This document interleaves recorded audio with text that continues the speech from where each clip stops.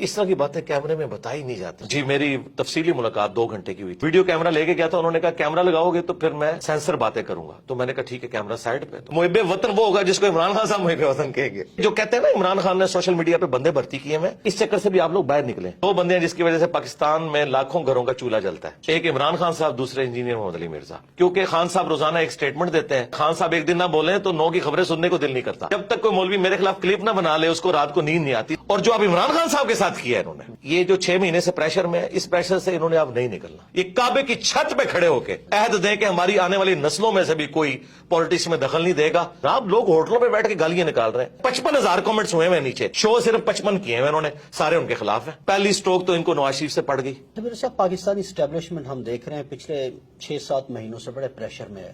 پرانی قیادت بھی, نئی قیادت بھی, بہت سوسائٹی کے ہر سیکشن سے وہ رابطہ کر رہے ہیں کہ کیا کیا جائے. آپ سے بھی کوئی رابطہ ہوا ہے پرانے چیف کا, نئے چیف کا؟ یار اس طرح کی باتیں کیمرے میں بتائی نہیں جاتی. لیکن میں ان پرنسپل یہ بات کروں کہ میرے ساتھ بات کرنا یا مجھے اس اعتبار سے یوز کرنا کسی کی جرت نہیں ہے. ہم اس سسٹم کے بینیفیشری نہیں ہیں. اس کے لیے وہ لوگ تو یوز ہو سکتے ہیں کہ جن کے مدرسوں کو چندے ان لوگوں سے ملتے ہیں.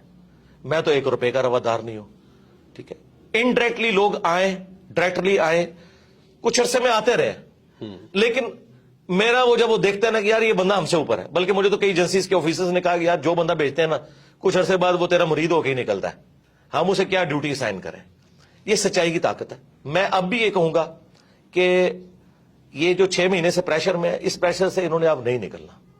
یہ بھول جائے پاکستان کی اسٹیبلشمنٹ کہ اب پاکستانی کے دل میں ان کے لیے کوئی نرم گوشہ آئے. تا وقت ہے کہ یہ کعبے کی چھت پہ کھڑے ہو کے سارے جو ہے نا کور کمانڈرز عہد دیں کہ ہماری آنے والی نسلوں میں سے بھی کوئی پالیٹکس میں دخل نہیں دے گا.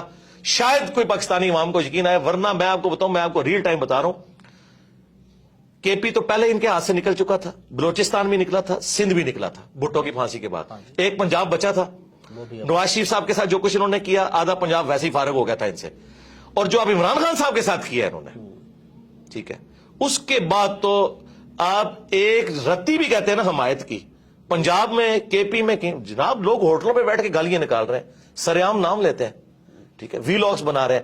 اور یہ بھی بھول جائیں کہ آئی ایس پی آر کی کوئی مہم کامیاب ہوگی, but D G I S P R جو ہے وہ آ کے پریس کانفرنس کرتا ہے. 55,000 کامنٹس ہوئے ہیں نیچے, شو صرف 55 کیے ہیں انہوں نے, سارے ان کے خلاف ہیں.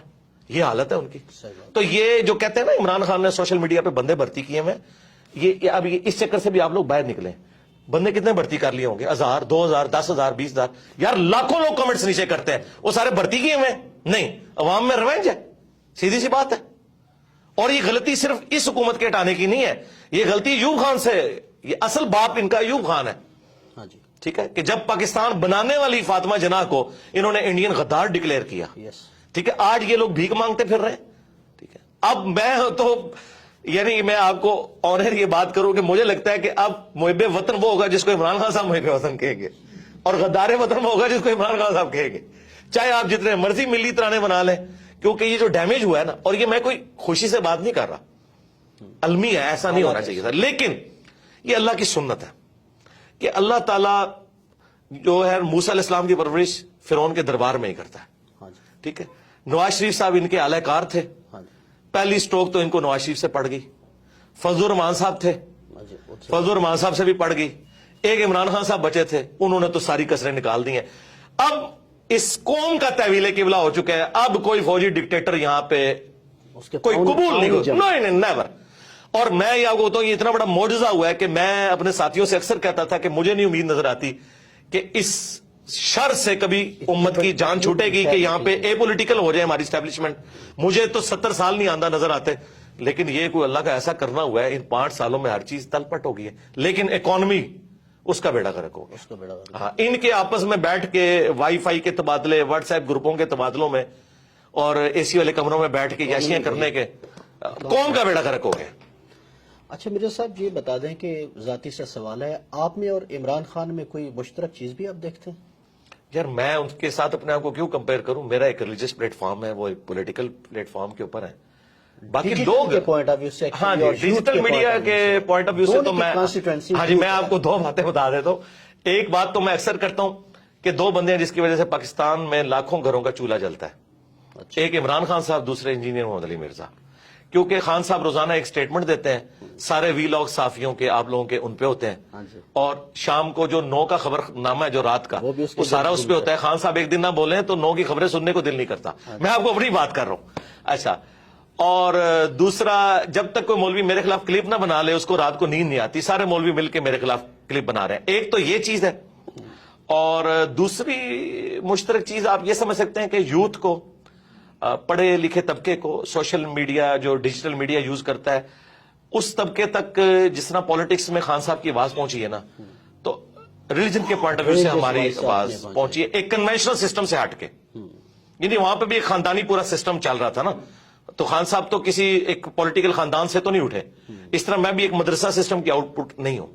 باقی تو شاید اہل علم میں آپ کے کنٹروورشل ہونے کی وجہ یہ تو نہیں ہے, میں مذہبی لوگوں کی بات کر رہا ہوں, اہل علم تو مناسب نہیں ہے لفظ. ہاں, اہل علم تو نہیں, اہل علم تو ہم سے محبت کرتے ہیں. نہیں, ڈاکٹر سراج صاحب ہمارے استاد تھے, مولانا اسحاق صاحب, آج بھی جو اہل علم ہے وہ چھپ چھپ کے ہم سے محبت کرتے ہیں. سامنے بے شک ہمارے اوپر ویڈیوز ریکارڈ کروائیں. ڈاکٹر اسحاق صاحب سے ملاقاتیں ہیں آپ کی؟ جی, میری تفصیلی ملاقات 2 گھنٹے کی ہوئی تھی. ان کی وفات سے آلموسٹ 2 سال پہلے, اور ہر ٹاپک میں نے ان سے ڈسکس کیا تھا.